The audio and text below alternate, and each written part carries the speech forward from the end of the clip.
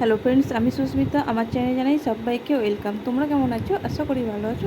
আমিও খুব ভালো আছি। আমরা চলে গেছিলাম বর্ধমান শ্রাবণী মেলা। এটা তোমার হয় বীরহাটার। এবার কী বলতো, এই শ্রাবণী মেলাটা উঠে যাওয়ার পর ওখানটাই হবে সার্কাস। ওখানটাই বর্ধমানের যত মেলা ওখানটাতেই হয়। তো আমি টিকিট কেটে ঢুকে গেছি। চলো। আর এই সানগ্লাসটা আমি দেখছিলাম, একটা সানগ্লাস দেখছিলাম, সানগ্লাস নেবো ভাবছিলাম।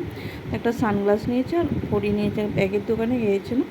তো ব্যাগগুলো মোটামুটি, কিন্তু আমার ঠিকঠাক পছন্দ না, তারপর আমার ব্যাগ ছিল বলে আমি আর নিলাম না খুব। আর ইয়াররিংগুলো দেখছিলাম, তো কানের আমি নিইনি। তো যেহেতু আমাদের এখানে মানে শ্যামসুন্দরে যখন মেলা হয়েছিলো তখন আমি কিনেছিলাম বলে আর কানে নিয়ে নিব। বাইরে একটা দোকান ছিল, ওখান থেকে কিছু ক্লিপ আর চুলের ফুল গার্ডার নিয়ে নিয়েছিল। তো ওখান থেকে আমরা চলে গিয়েছিলাম। চলো এবার একটু ভেতর দিয়ে যাওয়া যাক। এখানে জিনিসগুলো না ভালোই দেখতে, কিন্তু মোটামুটি খারাপ নয়। দামটা একটু বেশি, বর্ধমানে সবসময় দামটা।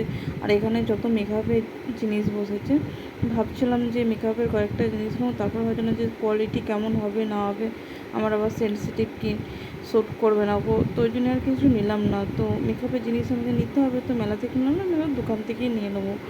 দেখো এখানে যত কানেরগুলো মোটামুটি সব 40 টাকা। আর আমরা যেদিন গিয়েছিলাম সেদিনই ছিল লাস্ট দিন। ওখান থেকে আসার সময় আমরা তেলিপি করে ঢুকেছিলাম মানে বিশ্বকর্মা ঠাকুর দেখতে।